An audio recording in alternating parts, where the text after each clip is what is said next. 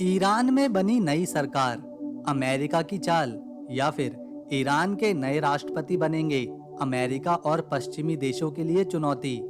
Yemen ने दी Saudi अरब को धमकी, 3 दिन का अल्टीमेटम देकर सऊदी अरब को हड़काया। तुर्की बना दुनिया का सबसे बड़ा डिफेंस ड्रोन एक्सपोर्टर। अमेरिका, चीन, ब्रिटेन तुर्की की इस कामयाबी को देखकर हुए हैरान। इजराइल ने दिया रूस पर बड़ा बयान, हमास को सपोर्ट करने का किया दावा। भारत के प्रधानमंत्री रूस के दौरे पर रवाना। इसके अलावा आधार कार्ड को लेकर एक चौंकाने वाली खबर सामने आई है, जिसे जानेंगे वीडियो के आखिर में। सभी खबरों को डिटेल में जानने से पहले हम आपको कुछ बताना चाहते हैं। दरअसल हम पिछले कुछ महीनों से वीडियोस अपलोड नहीं कर पा रहे थे, लेकिन अब फिर से मिडिल ईस्ट, अरब, भारत और रूस से जुड़ी इम्पोर्टेंट अपडेट रोजाना हम आपके लिए लेकर आने वाले हैं। आपसे रिक्वेस्ट है, वीडियो को एक लाइक करें, शेयर करें और चैनल को सब्सक्राइब करना ना भूलें। तो चलिए सबसे पहले बात करते हैं ईरान की। ईरान के पूर्व राष्ट्रपति की मौत तो आपको याद ही होगी, जो 19 मई 2024 को एक हेलीकॉप्टर हादसे में मारे गए थे। उनकी मौत के पीछे इजराइल का हाथ बताया जा रहा था, जिसके लिए एक खास कमेटी भी बनाई गई थी। लेकिन इस बात के पक्के सबूत नहीं मिले थे कि इजराइल ने ही ईरान के पूर्व राष्ट्रपति इब्राहिम रईसी के हेलीकॉप्टर को क्रैश करवाया था। धीरे धीरे वक्त बीता और ईरान को अपना नए राष्ट्रपति की जरूरत पड़ी, जिसके लिए चुनाव कराए गए। पहले चुनाव में कोई नतीजा नहीं निकला, लेकिन जब दोबारा चुनाव कराए गए तो ईरान के नए राष्ट्रपति के तौर पर मसूद पेजेश्कियन को चुना गया। मसूद काफी ज्यादा वेस्टर्न डेवलपमेंट में यकीन रखते हैं, तो क्या ऐसे में मसूद ईरान, जो एक मुस्लिम मुल्क है, उसे सही से चला पाएंगे? खैर, ये तो वक्त ही बताने वाला है। लेकिन अयातुल्ला खुमैनी ने नए राष्ट्रपति को उसी तरह से सपोर्ट देने की बात करी है, जिस तरह से वो ईरान के पहले के राष्ट्रपति को दे रहे थे। साथ ही खुमैनी ने ये भी कहा कि रूस और ईरान के रिश्ते पहले जैसे ही रहेंगे। ईरान रूस की मदद करेगा और रूस ईरान की। अगर ईरान के नए राष्ट्रपति वेस्टर्न कल्चर से ज्यादा प्रभावित हो गए तो हो सकता है ईरान में हालात एकदम अलग होने लगें। लेकिन ऐसा होने के चांस काफी कम लगते हैं, क्योंकि ईरान में अभी भी खुमैनी का कंट्रोल ज्यादा माना जाता है। वहीं अगर ईरान के नए राष्ट्रपति मसूद ईरान के पूर्व राष्ट्रपति के हिसाब से चलते हैं, तो फिर ये अमेरिका और दूसरे पश्चिमी देशों के लिए एक बड़ी दिक्कत पैदा कर सकते हैं, क्योंकि ईरान और अमेरिका का लंबे समय से 36 का आंकड़ा रहा है। आगे बढ़ते हैं। यमन की ओर से आई एक और नई अपडेट। यमन के लोग किसी से नहीं डरते। इसका नमूना हम इजराइल और यमन के बीच रेड सी में देख चुके हैं। एक लंबे समय से रेड सी से ना तो इजराइल का कोई जहाज गुजरा है और ना ही ब्रिटेन और अमेरिका की हिम्मत हुई है कि वो यमन के रेड सी से किसी अपने जहाज को आगे ले जा सके। लेकिन अब यमन ने सऊदी अरब को भी नहीं छोड़ा है।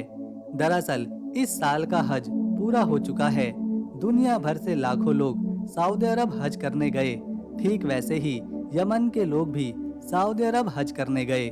जब हज पूरा हो गया तो सऊदी अरब ने यमन के हाजियों को उनके देश की राजधानी सना में छोड़ने से इनकार कर दिया। सऊदी अरब ने कहा, हम यमन के हाजियों को उनकी राजधानी सना तक फ्लाइट से नहीं छोड़ने वाले, बल्कि हम सिर्फ अदन तक ही अपना जहाज लेकर जाएंगे। सऊदी अरब का इतना ही कहना उनके लिए आफत बन गया और यमन के हूती स्पोक पर्सन याह्या सरी ने सऊदी अरब को खुले तौर पर धमकी देते हुए कहा कि आपको हमारे हाजियों को राजधानी सना में ही छोड़ना होगा, और ऐसा करने के लिए आपके पास सिर्फ और सिर्फ 3 दिन का वक्त है। बस फिर क्या था, सऊदी अरब के पसीने छूटने लगे और उन्होंने तुरंत अपनी फ्लाइट में यमन के हाजियों को बिठाया और यमन की राजधानी सना तक छोड़ा। एक और बड़ी खबर इजराइल और लेबनान से निकलकर आ रही है। लेबनान के हिजबुल्लाह ने इजराइल पर एक बार फिर से ताबड़तोड़ हमला शुरू कर दिया है।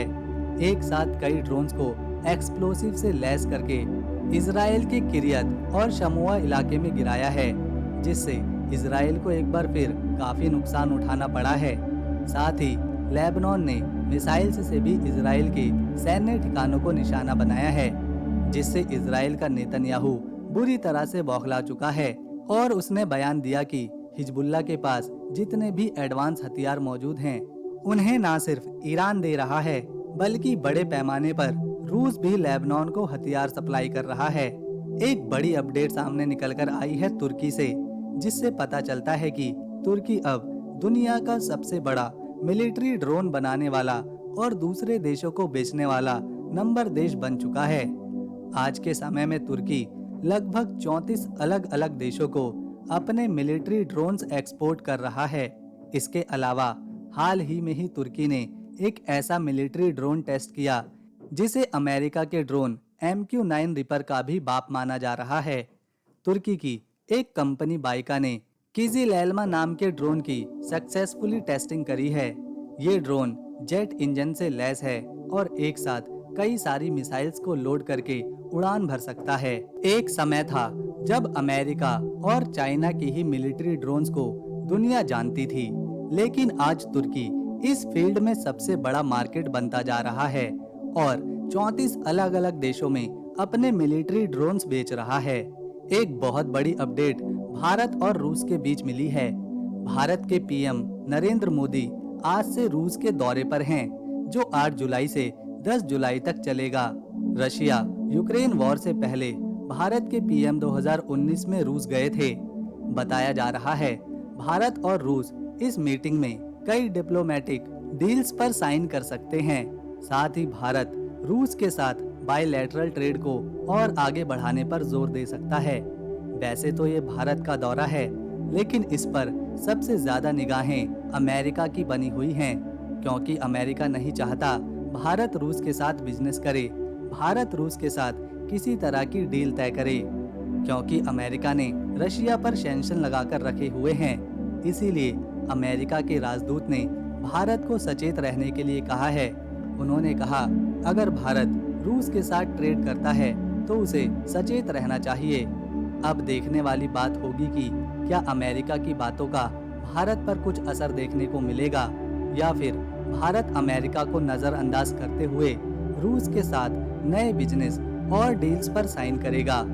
वैसे भारत और रूस बहुत पुराने और पक्के दोस्त हैं और इस समय रूस अमेरिका के सैंक्शन की मार झेल रहा है, तो हो सकता है भारत और रूस के बीच कई बड़ी डील्स पर चर्चा और साइन हो। अब आधार कार्ड से जुड़ी एक इम्पोर्टेंट खबर को जान लेते हैं। दोस्तों, अब आधार कार्ड बनवाने में 1-2 महीने नहीं बल्कि 6 महीनों का वक्त लगने वाला है और अब इसे 3 स्टेज में वेरीफाई किया जाएगा। उसके बाद ही आधार कार्ड जारी किया जाएगा। उदय की तरफ से ये बदलाव किए गए हैं। इसके अलावा केवल भारत के नागरिक ही नहीं बल्कि विदेशी नागरिक भी आधार कार्ड अप्लाई कर सकते हैं। उदय ने कहा कि आधार कार्ड का भारत की नागरिकता से कोई रिश्ता नहीं है। चाहे तो एक विदेशी व्यक्ति भी आधार कार्ड को अप्लाई कर सकता है। मतलब आधार कार्ड केवल एक यूनिक आईडी है, जो ना तो पहचान पत्र के बराबर है और ना ही पासपोर्ट के। तो दोस्तों, ये थी दिन भर की कुछ खास अपडेट्स।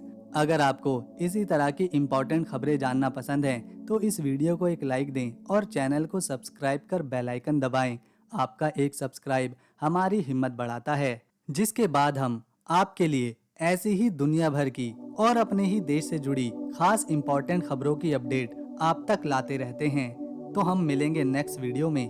तब तक के लिए नमस्कार, अपना ख्याल रखें।